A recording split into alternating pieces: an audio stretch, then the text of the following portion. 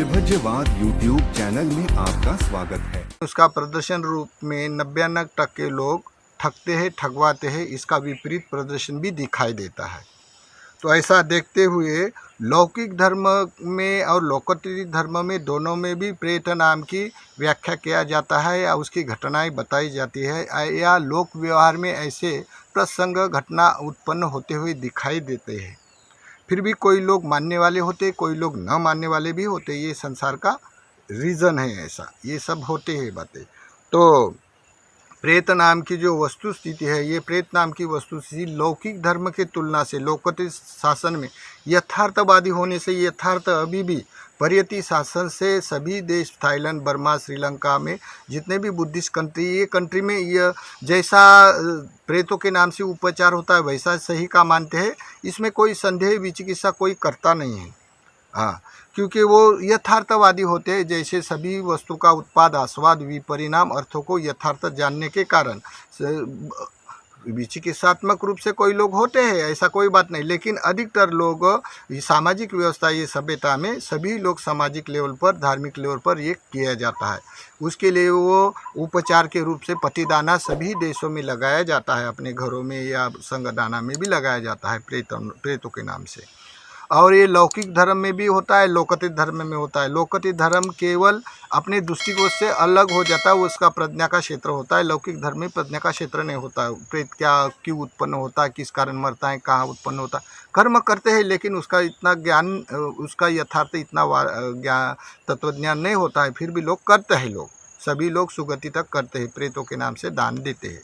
हाँ, इतना है क्या, वहाँ जो कोई लोग भट्ट पुजारी है उनको प्रेतों के नाम से दान दिया जाता है। लोकोत्तरी शासन में जो लोग अनुत्तर पुरुष हो जाते हैं, इस संघ के कैटेगरी में आते हैं, विमुक्त में, उसको देकर पुण्य किया जाता है। संगदाना देकर प्रेतों का नाम से इतिवरी वा पुरा परे पुरेन्तु सागरा एवं ये तो दिनंग पेतानंग उपकपति सभ्य पेता सभ्य नागा, ऐसा बोलकर भी संगदाना दिया जाता है। इसी कारण ये प्रेत नाम की एक वस्तु स्थिति होती है और उसके विपरीत प्रदर्शन भी हो जाता है। तो चौथी संज्ञान में लोकोत्तरी शासन में प्रमाण दिया जाता है। तो चौथी संज्ञान में प्रदर्शन प्रमाणित करते समय अरहंतों ने पारित किए हुए 15 ग्रंथ थे जो ताड़पत्र पर पहले लिखे हुए। तो ये अरहंतों के होने से प्रमाणित मानते हैं, सभी देश लोग करते हैं। फिर क्या हो गया, उस संज्ञान में प्रेत वस्तु, विमान वस्तु भी ग्रंथ समाहित है। तो इसी कारण सभी बुद्ध शासन में अभी के वर्तमान में ये प्रेत वस्तु, विमान वस्तु ग्रंथों भी है। हाँ, तो ऐसा देखते हुए ये बुद्ध शासन में अन्य अन्य घटना में प्रेत नाम की घटनाएं आती है। इनमें से एक सुदीन नाम का प्रेत की घटना है। ये घटना डॉक्टर आम्बेडकर ने अपने बुद्ध और उनका ग्रंथों में भी ये प्रकाशित किए हैं, ऐसा मालूम है मुझे।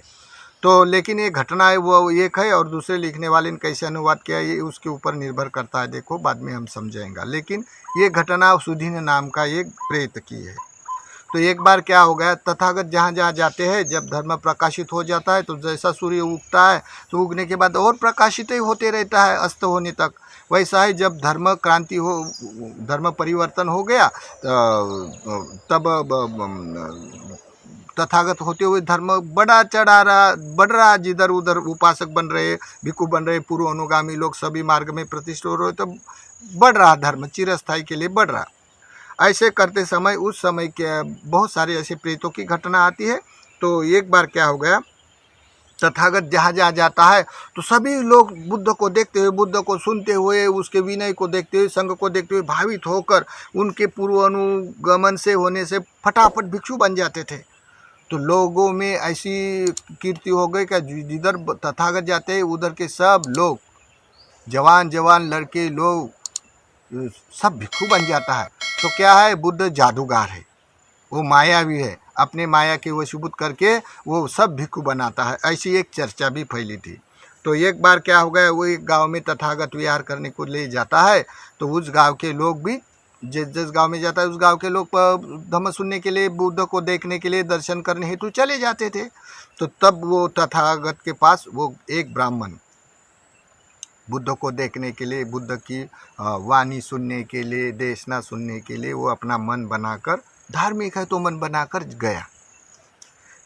जाने के बाद उसने बैठा, बैठे बैठे बैठे पहले विरोध चक्षु उत्पन्न हो जाता है कोई आदमी को। अभी ये काल में किसी को विरोध चक्षु उत्पन्न नहीं होता है। जिसके पास पुण्य कम होने से, काम भोग ज़्यादा बढ़ने से विरोध चक्षु नहीं होता। इसी कारण वैरागी लोग होना संभव, उत्पन्न होना संभव नहीं अभी। तो देखो उसको बैठे बैठे विरोध चक्षु उत्पन्न हो गया वो ब्राह्मण को सुनते सुनते, और बोलता है सही का बोलता है लोग ऐसे क्या बुद्ध मायावी होता है, लेकिन वो मायावी नहीं है। धर्म का सिद्धांत ऐसा है, कितना कठिन है, घर पर रहते हुए ये धर्म का अनुपालन करना कठिन है। हम लोग ना अभी मैं भिक्खु बनूंगा, ऐसा उसके मन में विरोध चक्षु उत्पन्न हो गया। और ऐसा भावित होकर वो प्रवचन सुनते हुए, वंदना करते हुए, भगवान की वंदना करते, प्रदर्शन करते हुए, वो प्रदक्षिणा करते हुए वो वापिस आ रहा। वापिस आते हुए अपने वैराग भाव से आने से उसको लगता क्या मैं धन सम्मति मांगूंगा और मेरे पत्नी से, और मैं भिक्खु बनूंगा। ऐसा मन बनाकर आया घर तक। आने के बाद जब पत्नी पूछते गए थे आप, तो बोलते हाँ क्या क्या बताया, क्या क्या बताया भगवान, कैसे, ऐसे करके बोला। बोलने के बाद बोलता है देखो भगवान ने ऐसे धर्म प्रकाशित किया है, क्या गृहस्थी रहते हुए पालन करना बड़ा कठिन होता है। मैं इसी कारण मैं नहीं रहूँगा घर में, मैं दीक्षा के लिए सम्मति दे दो, मैं भिक्खु बनूंगा। तब वो इतनी उसकी पत्नी बावली होकर उसके ऊपर वाणी का प्राण करते। पहले बोला ना मैंने क्या मत जाओ करके, हाँ, क्योंकि ये बुद्ध है ना, वो मायावी है, ठगबाजी है, वो बड़े बड़े जादू करके लोगों को ले जाता अपने माया जाल में फंसा कर लोगों के। इसी कारण नौजवान सब बनते बन रहे, उनकी पत्नियां चिल्ला रही है, और मैं इसी कारण पहले बोलती थी का मत जाओ करके। आप गए और वैसी बात कर रहे, अब कभी नहीं ऐसा हो जाएगा, आप ऐसा मन बदल लो करके उसको वाणी का प्राण से उसका मन तोड़ दिया। तोड़ जाने के बाद वो लट्ठ होकर पत्नी के वशीभूत हो गए।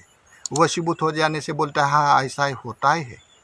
इसी कारण लोग चले जाता है, बैठे बैठे ऐसा ही सोच आती है मन में, क्या घर में रहना सुकर नहीं है, पालन करना, भिक्खु बनने से ही मुक्ति का रास्ता सही का पालन हो जाता है, ऐसे मन में आता है।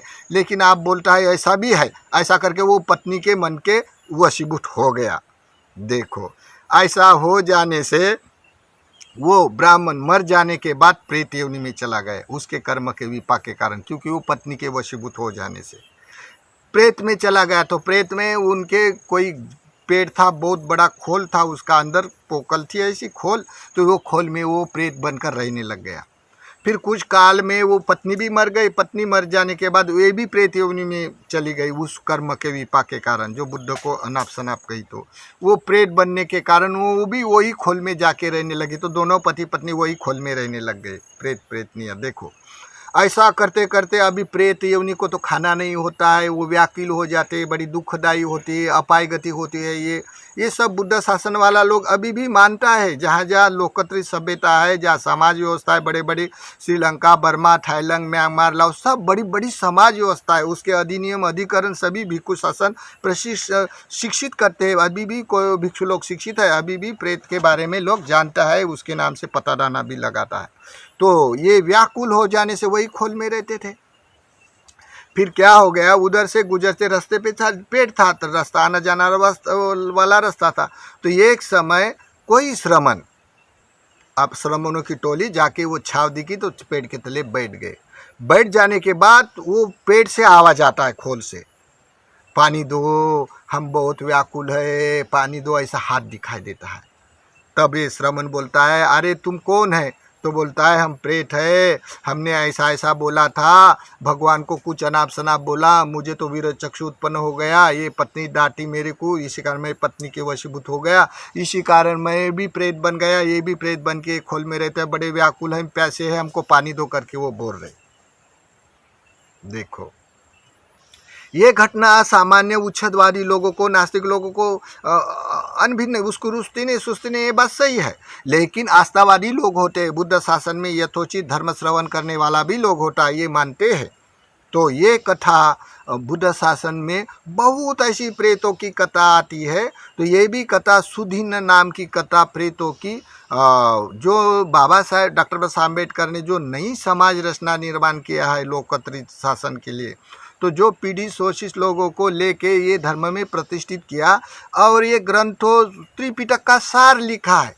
इसी कारण घर घर में है त्रिपिटक के किताबें, विहारों में हर साल पढ़ते हैं। लेकिन जहाँ प्रेत नाम का शब्द आता है, पतिदान की परिभाषा आती है, तो ये लोग उथल पुथल हो जाता है, उसकी दुविधा उत्पन्न हो जाती है, ये मानते नहीं हैं। व्हाट्सएप पे आने वाले अपने वॉलपेपर अपने मोबाइल पर डालते हैं, ये थाईलैंड का भिक्खू थाईलैंड की कल्चर डालते हैं। लेकिन ये भी कल्चर है पतिदाना लगाना। श्रीलंका में, बर्मा में, थाईलैंड में बड़ा चढ़ाकर पतिदाना लगाता है, और थाईलैंड में भी तो घर के सामने मंदिर बनाते हैं पतिदाना लगाने का। लेकिन यहाँ का जो लोग मुख्य प्रचारक रूप में भी जो लोग होता है, ये लोग मानने के लिए मजबूर नहीं हो जाता, क्योंकि उसको ये दृष्टिकोण नहीं होना। फिर भी कोई लोग मिस्टिक हो जाने से कोई लोग बोलता है नहीं नहीं, केवल भंग ज्ञान करके ध्यान करना यही सोतापन्न बिना करने से हो जाता है। कोई किसी को पुण्य हो या कोई न हो, किसी की पारमी हो या नहीं हो, भंग ज्ञान करो। भंग ज्ञान के बाद सम्यक दृष्टि आ जाती है। भंग ज्ञान के बाद प्रज्ञा पारमिता पूरी हो जाती है। बाद में कोई जन्म में अरंत होगा। ऐसे करके लोग मिस्टिक हो जाने से ये भूत प्रेत की पतादान की जो सामाजिक लेवल पे किया जाता है हर लोकतांत्रिक शासन में, तो इसके लिए वो विपरीत बोलते हैं। प्रचारक मुख्य रूप से बोलते हैं, तो उसके कारण उसके उपासक में दुविधा उत्पन्न होते हैं। जो करने वाले भी पूर्व अनुगमन से करने वाले लोग होते हैं, तो उसमें दुविधा उत्पन्न हो जाता है। तो वो लोग छुप छुप के करते हैं। धागे डोरे, ये लोग बोलते हैं धागे डोरे नहीं है, पतिदाना भूत प्रेत अमुक तमुक कुछ नहीं होता। तो उनके भी अनुयायी दूसरे दरगाह पे जाके धागे डोरे चोरी छुपे बांधते हैं। और उसके वाले जो प्रचारक होते हैं, वो मुख्य रूप से गृहस्थी लोग भी बहुत सारे प्रचारक होते हैं, तो उनके भी रिश्तेदार फिर दूसरे के दरगाह में जाके धागे डोरे बांधने वाले हो जाते हैं। ऐसा करके बहुत सारा मिस्टिक हो जाने से मानते नहीं। और ये बाबा साहेब ने जो सुदीन नाम की जो घटना बुद्ध और उनका धर्म लिखित ग्रंथों में डाली है, लेकिन उनके बाद कैसी डाली है मुझे इतना पता नहीं। लेकिन बाबा साहब ने ये प्रस्तावना बोला था, ये मैंने पहले किताब में देखा। बाबा साहब बोलते हैं बुद्ध धर्म के लिए मैं गुड़गा भर पानी में हूँ। तो जहाँ बुद्ध शासन है, ये सार के रूप में लिखा किताब है, और ये मानसिक तत्व से परीक्षित किया जाता, दृष्टि संपन्न होकर परीक्षित किया जाता। लेकिन जहाँ नया समाज बनाना है, तो जो प्रचारक लोग उच्छेदवादी नास्तिकवादी रूप में आने के बाद वो किताब का जो अनुवाद है उल्टा पुल्टा कर लिखा हुआ दिखाई देता है। सुदीन नाम का एक प्रेत की कथा आती है, लेकिन वो प्रेत के नाम से उसकी उल्टी सीधी लिखा अनुवाद किया है। क्योंकि लिखना अपना काम होता है, जिसको मन में आया वो लिखते हैं, क्योंकि बाबा साहब ने स्वतंत्रता दिया सबको अपना अपना प्रकाशित करने का। इसी कारण ये समाज में दुविधाएं उत्पन्न हुई दिखाई देता है।